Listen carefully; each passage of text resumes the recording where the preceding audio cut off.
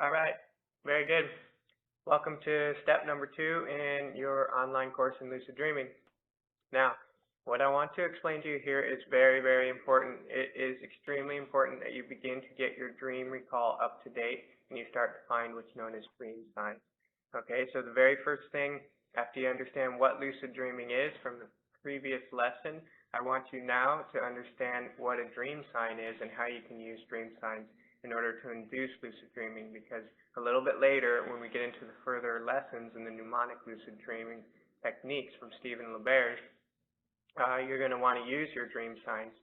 Okay, so this is really important, and what I want you to do is I want you to create a dream shrine, like I told you in the video that is next to my adventures in lucid dreaming, but I'll just go over it real fast. It's real easy. You just go ahead and put a nice table next to your bed. You buy a nice dream journal, something that you have some sentimental value to, and you buy a nice pen, and you leave those there. You don't take them anywhere with you. And you circle an area in rocks, in colors, or however, a little separate area for your intention spot. And that right there is where you're going to put the things in that you're going to want to dream about that will induce the lucid dreams. So what's really important is that you make your intention right now that I will remember my dreams.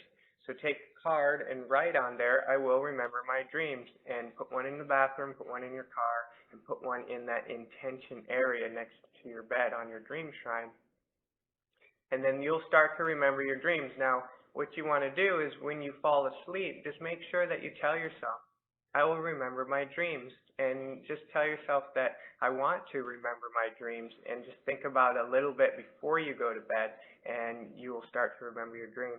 Now, if you're not having really good dream recall, then what I suggest is that when you wake up, make sure that you don't open your eyes and try not to move too much, especially your head, because when you're dreaming, you are paralyzed, and you're paralyzed in one spot. So if you move too much, then you can take away the trigger. What I mean by that is that when you are in a dream and you wake up, if you don't move, sometimes it will come back. Now, when you wake up, don't just jump out of bed. Just ask yourself, what was I just dreaming? What was I just thinking? If anything comes to you at all, make sure that you write it down. Even if all you remember is like a red flower, write down red flower. This will start to tell yourself that you're serious about dream recall, and you will start to remember some dreams.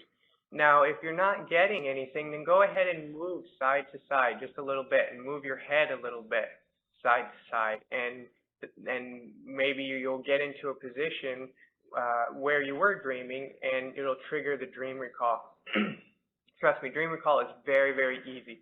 All you have to do is just think a little bit about it before you go to bed. Don't jump right out of bed. When you wake up, move your head a little bit. When you wake up, side to side, roll on one side to the other, and the dreams will start to come. And just start to write anything down that comes to you, and it just tells yourself that you're serious about it, and you will start to remember 1, 2, 3, up to even 10 dreams a night. Okay, so this is really important. Now, once you have started recording some dreams, what you need to do next is you need to find some dream signs and identify dream signs. A dream sign is a reoccurring event, thought, feeling, circumstance. It can be a number of things. I get so many people that come to me and say, well, I can't find any dream signs, but when you look at their dreams, there are so many in there.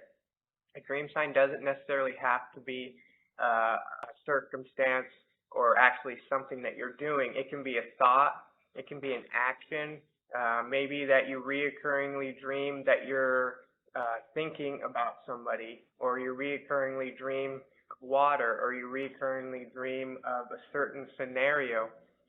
All of these can be dream signs. So what I want you to do is start to record your dreams, go through this next lesson's Doorways to Lucidity, dream signs, and take a look at the different types of dream signs and what they can be.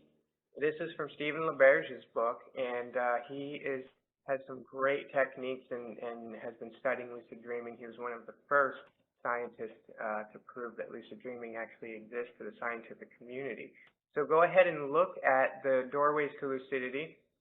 start identifying some dream signs, and you'll be right on your way to lucid dreaming. Okay, so this step is really important so that you can make sure that you begin to do this first so that you have some dream signs in about 2 weeks when we need those dream signs so that you can get lucid within the 30 days and you'll continue to have many lucid dreams based on using your dream signs for conditioning yourself so that the next time that you're dreaming, you'll remember that you're dreaming when you see your dream sign. Okay, so take a look at that and we'll see you in the next lesson.